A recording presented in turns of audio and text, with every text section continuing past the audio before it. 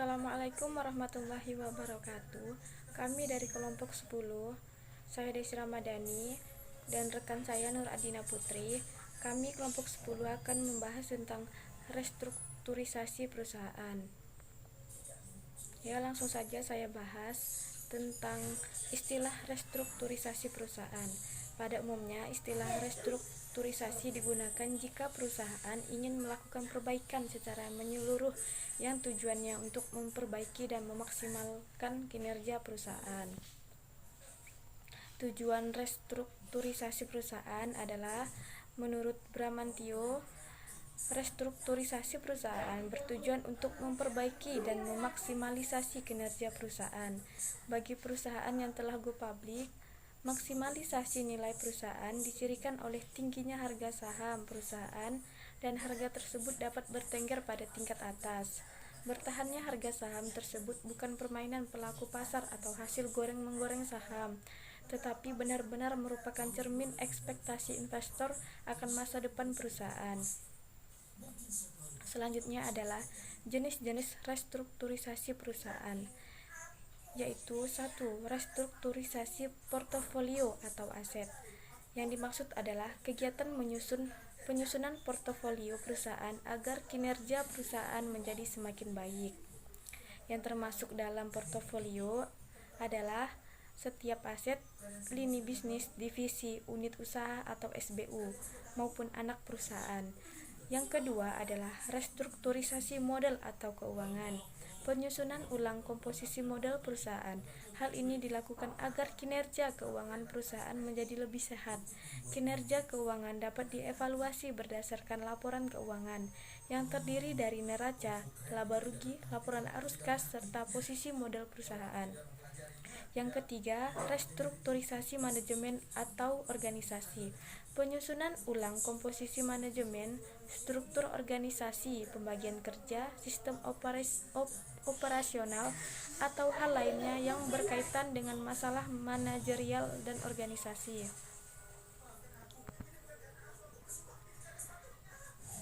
Pentingnya melakukan restrukturisasi perusahaan adalah 1. Adanya masalah hukum atau desentralisasi atau monopoli. Di dalam Undang-Undang Nomor 22 Tahun 1999 dan Nomor 25 Tahun 1999 telah mendorong setiap korporasi untuk mengkaji ulang cara kerja dan mengevaluasi hubungan kantor pusat dengan anak perusahaan yang menyebar di seluruh pelosok tanah air. Yang kedua, adanya tuntutan pasar dan masalah geografis. Konsumen akan semakin dimanjakan dengan semakin banyaknya produsen, apalagi di era perdagangan bebas. Produsen dari manapun boleh masuk ke Indonesia. Hal ini menuntut suatu korporasi untuk perusahaan untuk memenuhi tuntutan konsumen.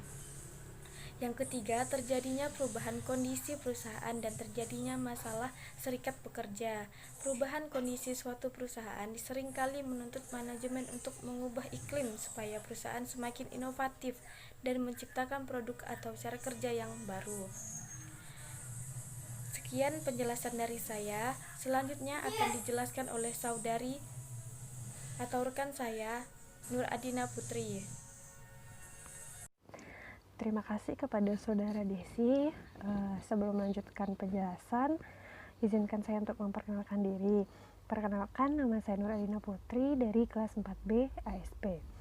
Nah, mari kita lanjutkan penjelasan tentang pentingnya melakukan restrukturisasi perusahaan.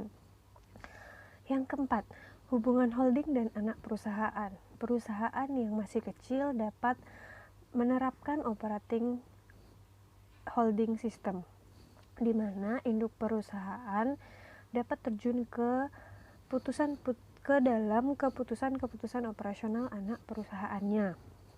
Nah, jadi terjadi di perusahaan-perusahaan yang masih kecil dan perusahaan-perusahaan yang melakukan restrukturisasi perusahaan. Terus yang kelima, perlunya melakukan image perusahaan dan fleksibilitas manajemen. Perusahaan seringkali mengganti logo perusahaannya dalam rangka menciptakan image yang baru, atau bisa juga untuk memperbaiki image yang selama ini melekat pada stakeholders korporasinya. Kemudian yang keenam, pergeseran kepemilikan atau akses modal yang lebih baik. Para pendiri perusahaan biasanya memutuskan untuk melakukan go public setelah si pendiri menyatakan bahwa dirinya sudah tua atau tidak sanggup lagi untuk menjalankan perusahaan yang didirikannya. Nah, itu adalah 6 hal dalam pentingnya melakukan restrukturisasi perusahaan. Selanjutnya adalah bentuk-bentuk restrukturisasi perusahaan. Nah, sebelumnya mohon maaf karena tulisannya sedikit ketutup. Jadi yang pertama itu adalah merger. Dalam Undang-Undang Nomor 40 Tahun 2007 atau UU PT, merger dikenal dengan istilah penggabungan. Hal ini diatur dalam pasal 1 angka 9 UU PT yang berbunyi, penggabungan adalah perbuatan hukum yang dilakukan oleh satu perseroan atau lebih untuk menggabungkan diri dengan perseroan lain yang telah ada, yang mengakibatkan aktiva dan pasiva dari perseroan yang menggabungkan diri beralih karena hukum kepada perseroan yang menerima penggabungan. Dan selanjutnya, status badan hukum perseroan yang menggabungkan diri berakhir karena hukum. Nah, di Indonesia sendiri ada beberapa perusahaan yang melakukan merger. Contohnya seperti Bank CIMB Niaga. Nah, Bank CIMB Niaga itu melakukan merger antara Bank CIMB Niaga dengan Bank Lipo. Nah, mereka tetap menggunakan nama dari Bank CIMB Niaga tersebut. Lanjut, yang kedua adalah akuisisi. Akuisisi adalah pengambil alihan atau take over sebuah perusahaan dengan membeli saham atau aset perusahaan tersebut. Namun, perusahaan yang dibeli tetap ada. Nah, di Indonesia sendiri ada beberapa juga. Nah, tapi yang menjadi contoh saya di sini adalah PT XL Axiata yang melakukan akuisisi terhadap Axis Telkom. Selanjutnya adalah take over. Nah, take over merupakan suatu istilah yang dipakai dalam dunia perbankan dalam hal pihak ketiga memberi kredit kepada debitur yang bertujuan untuk melunasi hutang, atau kreditur kepada kreditur awal dan memberi kredit baru kepada debitur. Sehingga kedudukan pihak ketiga ini menggantikan kedudukan kreditur awal. Nah, itu adalah take over. Selanjutnya adalah tender offer.